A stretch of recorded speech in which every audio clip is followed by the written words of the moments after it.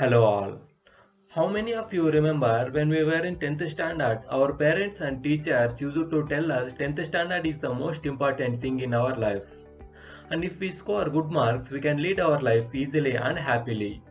After 10th, when we entered into 12th, our parents and teachers used to tell us 12th is like a bridge between your 10th and graduation. So if you score good marks and good rank in 12th, you can settle very well in your life and you can lead your life easily and happily. After 12th, when we started doing our engineering, we were told that this is the most important phase in your life.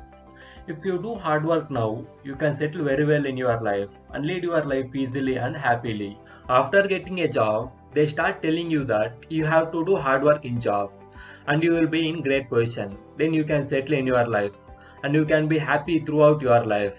After all these, everything will be over.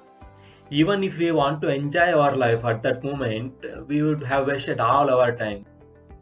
Marks are not the measure of intelligence. We can't assume a person's intelligence based on his marks. If we go back to a few hundreds of years past in our country, we will understand how the education should be.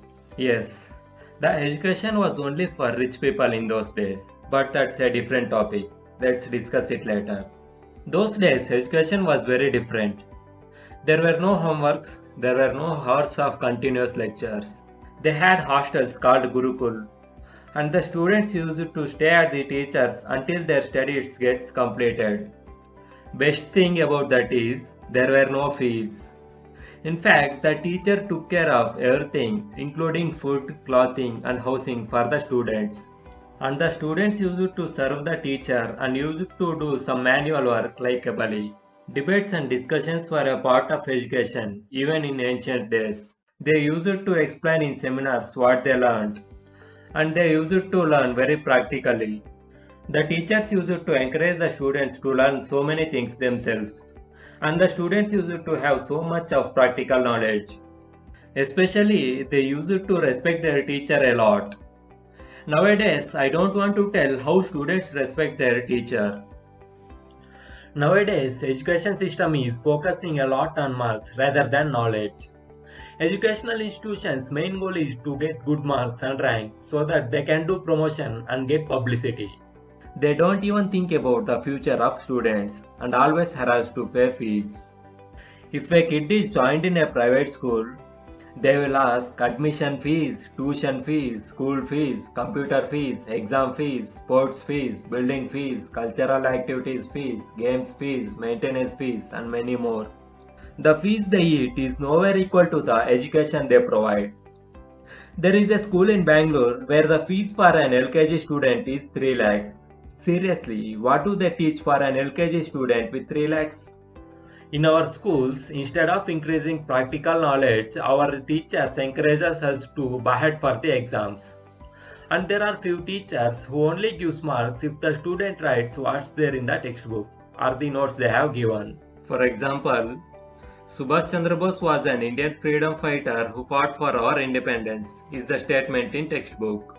This can also be written as, there was a great freedom fighter who fought for our independence. His name is Subhash Chandra Bose. But the teacher gives marks only if the students write the first statement which is there in textbook. Now what will the students do? They have to write as it is in the textbook. So they will start behatting and don't think practically. By this they are killing the creativity of the students. If they don't score good marks, parents scold in home and teachers scold at school. And the students will suffer with depression, anxiety and stress. Few schools have entrance exams. If any students have to join there, they should pass in that. That means they only teach to the students who only scores good marks. If they join poor students, their school's pass percent will decrease. Bad thing is, few teachers only care about the students who study well and don't even care who don't study well. Few schools and colleges will hire the teachers who takes less salary, but they don't have good knowledge of the subjects. They just prepare before the class and explain in the class. If we ask any doubts, they will look at us like we are asking their properties, look at us like enemies. And if we will tell, I will explain in the next class. Most of the syllabus is outdated in schools and colleges. In my opinion, syllabus should be updated regularly. When the whole world is busy in developing a 5G, we are still learning how to prepare a radio. The thinking of parents is also becoming worse.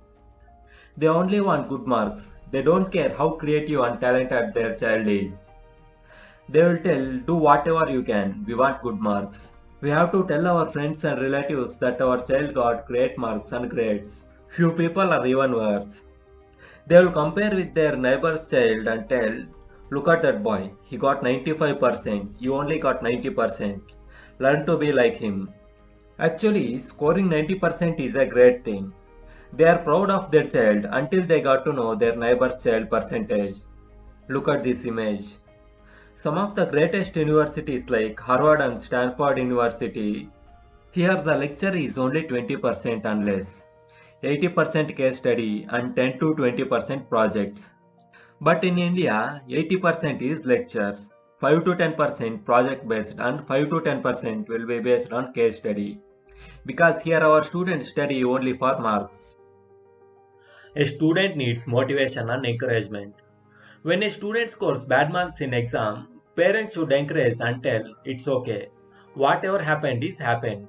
Try to score good marks in the next exam.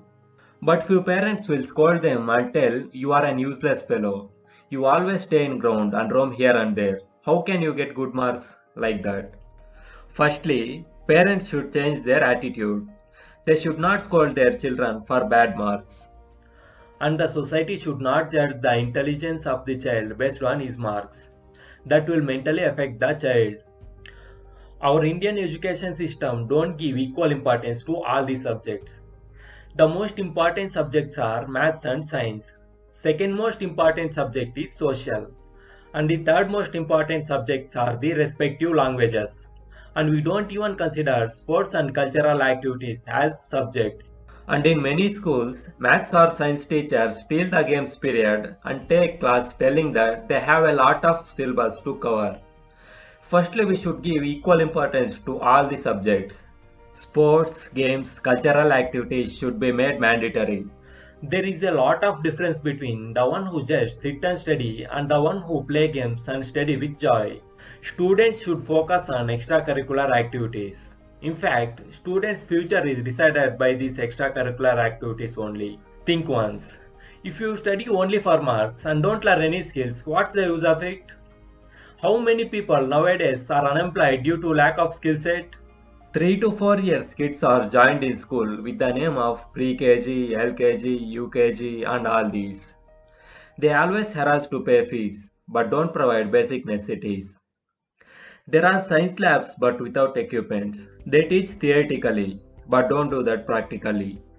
There are many labs and lab exams in the colleges. But many teachers do the experiment and show them to the students and don't allow them to do that. Tell me, what's the use of this?